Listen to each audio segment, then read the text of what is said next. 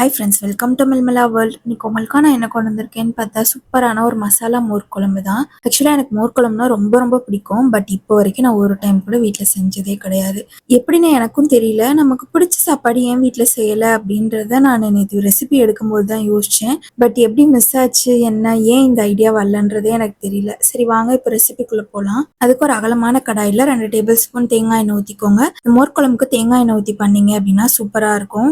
Oil நல்லா heat ஆனதுக்கு அப்புறம் 1 டேபிள் ஸ்பூன் கடுகு உளுந்து போட்டு நல்லா பொரிய விட்டுருங்க. அது கூடயே ஒரு பெரிய வெங்காயத்தை ஃபைனா சாப் பண்ணி போட்டு லைட்டா சாட்டே பண்ணிக்கோங்க. அது கூடயே ஒரு கொத்து கருவேப்பிலையும் போட்டு லைட்டா வதக்கிக்கோங்க. இந்த மோர் குழம்புக்கு வெங்காயம் தக்காளிலாம் ரொம்ப வதங்கணும்னு அவசியம் இல்லை. லைட்டா சாட்டே பண்ணியிருந்தாலே போதும். இப்போ ஒரு தக்காளியை ஃபைனா சாப் பண்ணி போட்டு அதையும் நல்லா மிக்ஸ் பண்ணிக்கோங்க. நிறைய பேர் மோர் குழம்புக்கு தக்காளி போட மாட்டாங்க. பட் போட்டு பண்ணீங்கன்னா டேஸ்ட் ரொம்பவே சூப்பரா இருக்கும். இதுக்கு தேவையான அளவு சால்ட், ஒரு 1/2 table spoon turmeric powder, 1/2 table spoon red chilli powder போட்டு நல்லா வதக்கி விட்டுக்கோங்க. இப்போ இதுக்கு ஒரு தேங்காய் பேஸ்ட் அரைச்சிட்டு வந்துடலாம். அதுக்கு மிக்ஸி ஜார்ல 1/2 கப் தேங்காய், 4ல இருந்து 5 பச்சை மிளகாய், ஒரு விரல் சைஸ் இஞ்சியை தோல் ஃபுல்லா சீவிட்டு போட்டுக்கோங்க. அது கூடயே 1 டேபிள் ஸ்பூன் சீரகமும், ஒரு 3 டேபிள் ஸ்பூன் துவரம் பருப்பை ஒரு 10 நிமிஷத்துக்கு முன்னாடி ஊற வச்சு எடுத்துட்டு வந்திருக்கேன். அதையும் நல்லா வாஷ் பண்ணி சேர்த்துட்டு நல்லா வலுவலுன்னு பேஸ்டா அரைச்சு வெங்காயம் தக்காளி வதங்கிட்டு இருக்கதையோடய இந்த தேங்காய் பேஸ்டையும் ஊற்றிக்கோங்க. ஒரு 5 மினிட்ஸ் நல்லா எண்ணெய் பிரிஞ்சு வந்து தேங்காய் போட பச்சை வாசனை எல்லாம் போய் வரும். இந்த ஸ்டேஜ்ல ஸ்டவ் ஆஃப் பண்ணிட்டு தயிரை நல்லா பிளண்ட் பண்ணி மோரா எடுத்துட்டு வந்திருக்கேன். 1 கப் ஃபுல்லா மோரும், ஒரு 1/2 கப் தண்ணி ஊற்றி நல்லா மிக்ஸ் கொடுத்துட்டீங்க அப்படின்னா மசாலா மோர் குழம்பு ரெடி ஆயிரும். மேல கொஞ்சமா கொரியாண்டர் ஸ்ப்ரிங்கிள் பண்ணிட்டு